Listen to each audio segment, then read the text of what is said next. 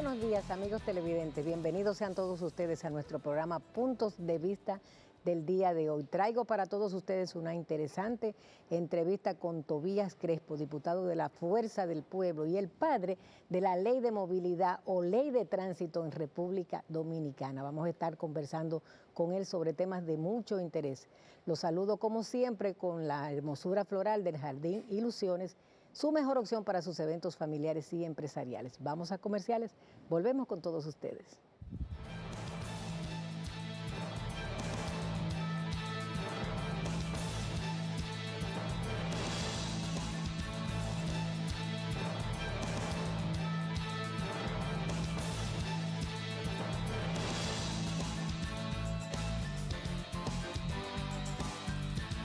Me complace compartir con todos ustedes en el día de hoy una entrevista con Tobías Crespo, diputado de la República Dominicana en la Fuerza del Pueblo. Buenos días, ¿cómo estás?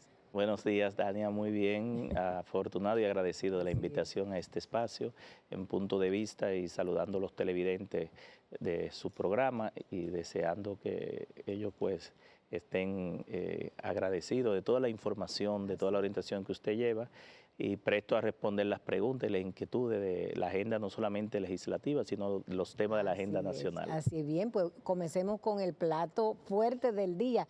La presentación del presidente de la República en el Congreso Nacional para rendir sus memorias. ¿Qué te pareció el discurso del presidente? Bueno, nosotros estuvimos ahí como protagonistas en el Congreso y lo que vimos fue, aparte de que fue un discurso muy extenso, el presidente manejó informaciones y estadísticas que contrastan lo que le llaman la percepción que quiso imponer con la realidad. Al final y en definitiva una cantidad de números que dicen todo lo contrario a lo que el pueblo dominicano está experimentando. Entrando principalmente en la parte económica, que su discurso inició por la parte económica, el presidente quiso plantear un país que está boyante, donde al final lo que está el pueblo dominicano es sufriendo porque en la calle no hay dinero, los precios de los productos de primera necesidad están elevadísimos, también lo que tiene que ver con los servicios públicos, el gobierno no ha podido avanzar en ninguno de ellos, hay un problema gravísimo en la educación, hubo que destituir al ministro de Educación, un problema de infraestructura, la construcción más que crecer ha decrecido a nivel negativo, es decir, está paralizada el ritmo de crecimiento de la construcción y también usted ve una tasa del dólar que está próximo al 63 por 1, una tasa de interés de los bancos, tanto la comercial, la inmobiliaria, la hipotecaria, que está por las nubes, por más que el Banco Central ha liberado de recursos del encaje legal en 5 oportunidades para tratar de bajar la tasa de interés, muy por el contrario, la tasa ha subido, pero también hemos visto problemas con los productos de primera necesidad subiendo. En las últimas semanas vimos cómo el precio del arroz subió de manera exorbitante, el ministro de Agricultura tratando de tapar el problema, pero finalmente tuvieron que aceptarlo. Entonces, la respuesta de que hay cantidad suficiente para el mercado, entonces alguien está acaparando, porque los precios se han disparado en un 30, un 40 y un 50%. Pero así están los demás productos.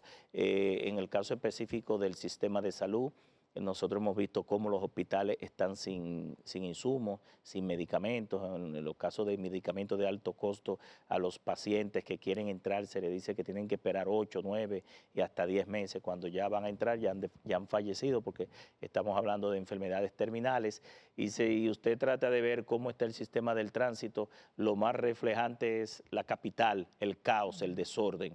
Hay un desorden estructural donde allá afuera lo que hay es una selva. No hay autoridad, el gobierno ha fracasado en la parte del tránsito. 4 años, 4 directores, cancelado la mayoría de ellos por hacer las cosas incorrectas y por no hacer las cosas correctas.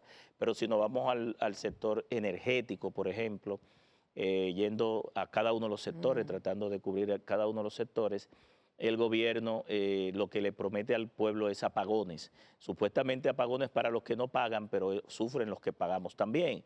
Entonces no hay una política y un plan que lleve a darle luz a la gente de calidad y a precio justo. Las distribuidoras con pérdidas elevadas, exorbitantes, como nunca habían tenido, se había mejorado el tema de las pérdidas. En las distribuidoras no hay transformadores, no hay cables, no hay contadores. La luz se está pagando 3 y 4 veces más cara de cuando este gobierno llegó. Y si nos vamos al tema del endeudamiento, pues la República Dominicana tiene una gran preocupación. Este gobierno ha tomado más de 40.000 millones de dólares en préstamos, ha colocado cerca de 1.5 billones de pesos en bonos soberanos en el mercado local e internacional, y la deuda ha aumentado a niveles extraordinarios, promedio 3.000 y pico de millones de dólares todos los años, y en el presupuesto que se está dedicando al pago sobre todo de intereses, porque incluso no se está amortizando parte del capital, casi tiene la misma proporción que el 4% que está dedicándose a la educación. Pero si nos vamos a qué se está yendo esos recursos, realmente se está yendo a gastos corrientes, porque la inversión de capital ha sido la más baja de los últimos años. Por eso que usted no ve obras, no ve soluciones, no se ha terminado en el 9 una solución que prometieron, un tapón grandísimo que hay ahí en el 9, no se ha terminado el pedazo del metro desde el 9 hasta los Alcarrizos, tienen 5 años en esa obra, con muchos problemas de construcción, de diseño. Dicen que hay problemas de derrumbes, de pilotes, de columnas, que el gobierno tendrá que aclararlo para mandar un nivel de confianza a la población, porque sobre esos rieles se montan seres humanos y hay la vida de las personas en juego. Pero también desde el punto de vista del monorriel de Santiago no se ha terminado. Los 2 teleféricos que inauguraron realmente no tienen sentido, porque son rutas alimentadoras a los Alcarrizos, al metro, a la segunda línea del metro de los Alcarrizos y al monorriel de Santiago. Pero también desde el punto de vista del déficit fiscal, el déficit fiscal ha aumentado, aunque el gobierno aprobó el año pasado una ley de responsabilidad fiscal para tratar de mantener por debajo de un 3% del PIB lo que es el endeudamiento público. Muy por el contrario, en el presupuesto de este año, el déficit fiscal, aunque ellos dijeron que era un 3, realmente es un 4.7, porque ahí hay que agregar 107.000 millones de pesos en aplicaciones financieras, 30.000 millones de pesos que en una línea de crédito a la banca comercial el gobierno va a tomar para las distribuidoras, pero que esa línea de crédito es reenganchable, es decir, que inmediatamente la suman, pueden volver a reenganchar sobre el mismo valor durante todo el año, así que va a ser por encima de eso. Y cuando calculamos todo lo que tiene que ver con el endeudamiento, pues se eleva por encima de lo que es el 4.7. Yo creo que esas estadísticas, esos números ficticios o ese intento de imponerle al país una percepción que va muy contrario a lo que el pueblo dominicano está viviendo, el que se monta usa un motoconcho, se monta en la onza, se monta en el metro, en el teleférico, y que vive las situaciones de calamidad, pues mandan un mensaje muy deplorable para el pueblo dominicano. El presidente habló, por ejemplo, del aumento salarial, pero el aumento salarial, el presidente o el gobierno lo que es un árbitro, y es el sector empresarial con el sector sindical o laboral, que se sientan en las mesas de negociación bajo un mandato, pero que en definitiva se anunció un 20, pero es un 12. Parte de ese 12% ya el nivel de inflación acumulada se lo llevó, y el 8% es para el próximo año, en el mes de enero, lo que significa que sí el presidente debe aumentarle a los empleados públicos, que son los que han estado esperando. El salario mínimo del sector público es 10.000 pesos, y el presidente dijo que iba a aumentar, si le aprobaban la reforma fiscal, el salario a los trabajadores del sector público. No ha sido ejecutado ni anunciado ese aumento. Como la reforma fiscal se cayó, me imagino que fue como diríamos, un anzuelo que le tiraron a los empleados, ¿verdad?, a los trabajadores del sector público, porque ese aumento ni siquiera se ha analizado. Yo creo que en definitiva la población vio a Luis Abinader explicando, parece ser que estadísticas y situaciones de otro país, porque yo creo que ni siquiera en la mente de él cabe. No hay país que tenga ese nivel de desempeño, porque en definitiva, por ejemplo, si usted habla del sector de educación, que habló de una supuesta mejoría que no es verdad. ¿Por qué destituyó al ministro Ángel Hernández, donde la población lo que reclamaba era su cabeza y no precisamente por haber hecho un buen desempeño? Lo propio se hizo con el Ministerio de Obras Públicas, que tuvo que destituir a su ministro y cambiarlo. Entonces, nosotros estamos viendo que esa rendición de cuentas, como dijo Leonel Fernández, más que rendición de cuentas, fue una rendición de cuentos. Bien, pues vamos a hacer una pausa y retornamos con nuestro invitado del día de hoy. No se vayan.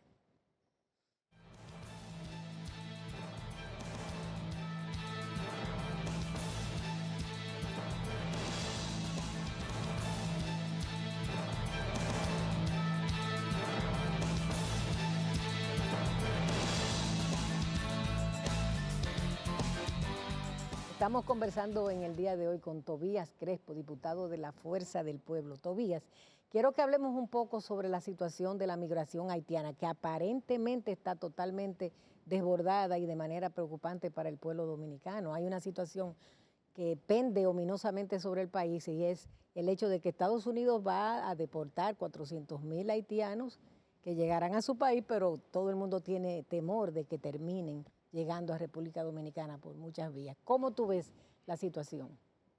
Mire, aunque el ascenso de la gestión de Donald Trump en República Dominicana se libera un poco esa presión sobre Estados Unidos que se había tenido de que nosotros deberíamos ser un campo de refugiados y de que por lo menos lo que ellos aspiran de que los inmigrantes ilegales sean sacados de ese país, nosotros por lo propio debemos hacer lo mismo. Es decir, si Estados Unidos está aspirando a que se aplique la ley de migración en la República Dominicana, nosotros deberíamos tener la soberanía, la independencia para también aplicarla.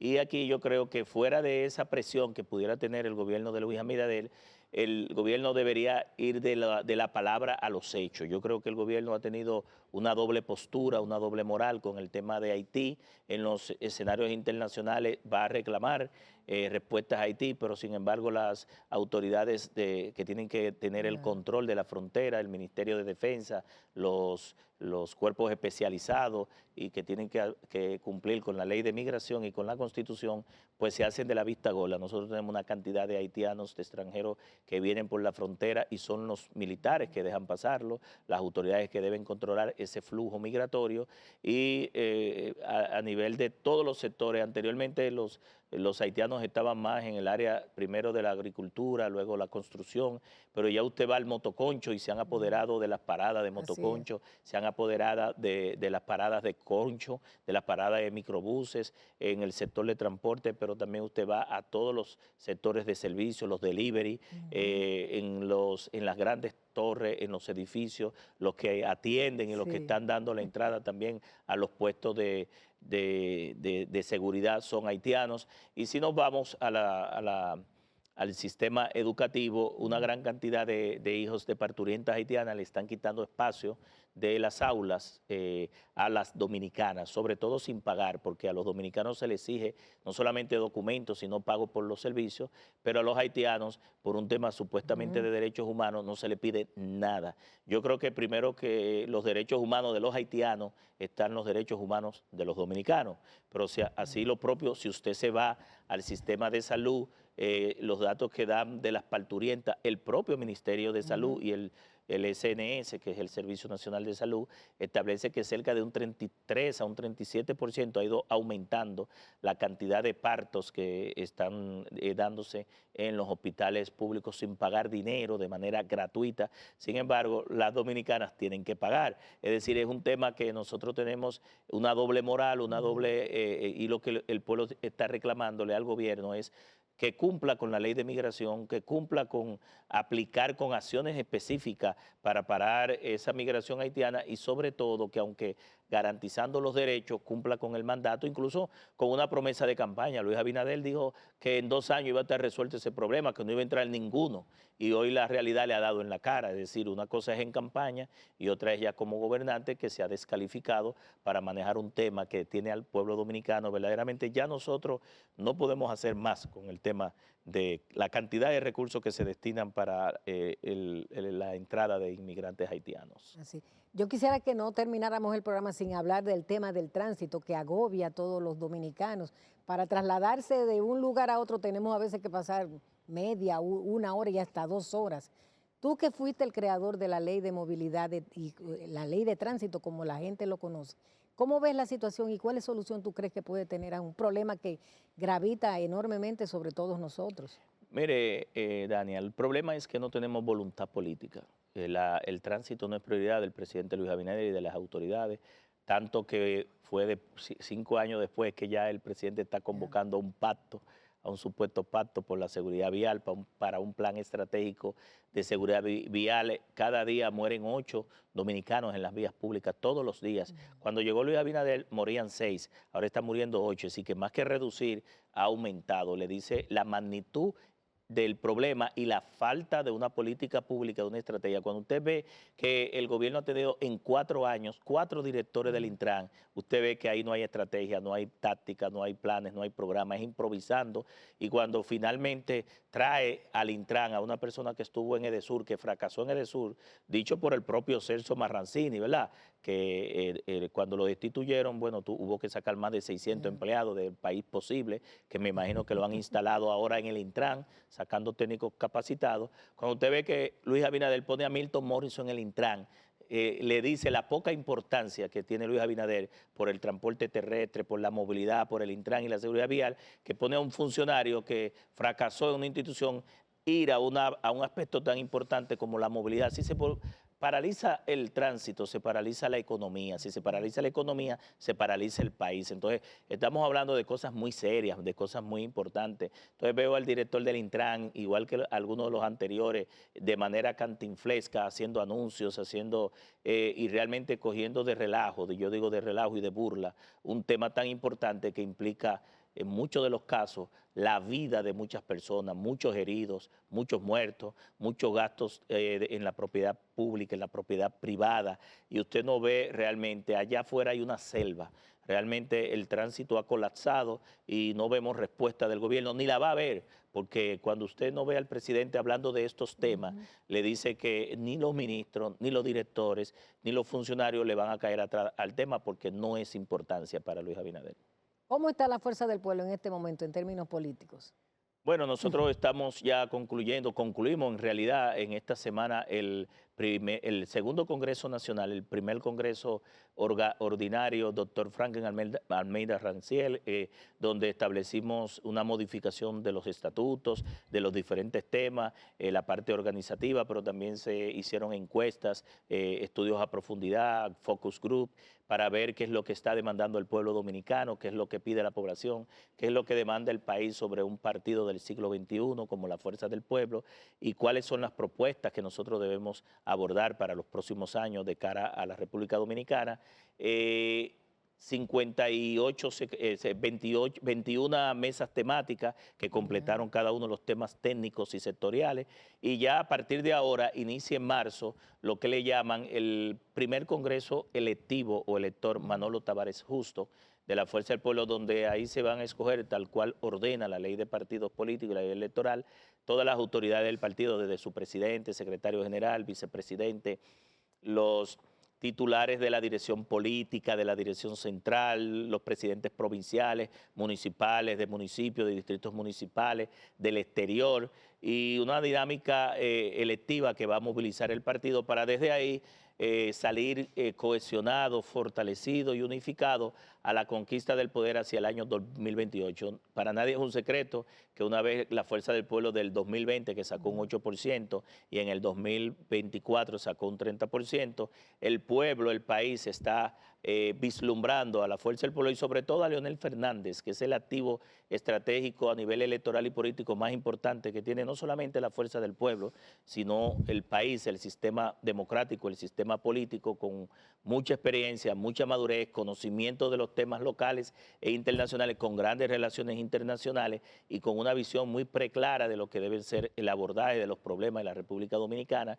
Y como dice la sabiduría popular, desde cuando el domingo va a llover, desde el sábado la gente se da cuenta. Es decir, que la gente está apuntalando a la Fuerza del Pueblo como el partido a ganar para las elecciones del 2028. Si Dios lo permite y el pueblo dominicano sigue respaldando el trabajo que hemos estado realizando en los últimos 4 o 5 años que el pueblo se fundó la Fuerza del Pueblo. Como miembro del Consejo de la Magistratura, te tocó participar en la elección del nuevo procurador y recayó esta elección en Jenny Berenice Reynoso. Quisiera que me dieras tu opinión sobre esta elección. Bueno, el Consejo Nacional de la Magistratura, una vez instalado en este cuatrenio, nosotros somos representantes de la segunda mayoría por parte de la Fuerza del Pueblo y como partido mayoritario en la Cámara de Diputados, por lo pronto también igual lo tiene Omar Fernández en el Senado de la República, que también somos segunda mayoría, y ya pues inició el proceso de escogencia, primero de hacer una propuesta de reglamento para escoger al procurador o la procuradora y los adjuntos, porque ese es la primera vez que se escoge por el Consejo, porque eso era una facultad que tenía constitucionalmente el presidente de la República, ahora se transfirió al Consejo. Pues aprobamos un proyecto de resolución, eso fue subido a consulta pública, duró 20 días, una vez los ciudadanos aportaron alrededor de 7 instituciones, aprobamos el reglamento y durante esta semana pues ya se juramentó a la magistrada Jenny Berenice Reynoso Gómez como Procuradora General de la República y a los 7 adjuntos, que 6 de los 7 son de carrera del Ministerio Público. Para nosotros ha sido de manera como dirigente político muy importante, una gran distinción que la dirección política de la Fuerza del Pueblo y la Cámara de Diputados de manera unánime nos hayan escogido. Nos queda una agenda muy amplia de elegir a 5 jueces que ya se le venció de la Suprema Corte de Justicia, primero evaluarlo. Se le vencen este año también a los 5 jueces del Tribunal Superior Electoral y más adelante, hasta el 2028, se le vencen a magistrados del Tribunal Constitucional y de la Suprema Corte de Justicia, incluyendo el presidente de la Suprema Corte de Justicia. Sí, la agenda es intensa en estos próximos 4 años. Bien, pues te auguramos mucho éxito en todos esos trabajos pendientes. Agradecemos a Tobías Crespo, diputado de la Fuerza del Pueblo, por esta participación tan importante aquí en Puntos de Vista. Vamos a comerciales, volvemos con todos ustedes.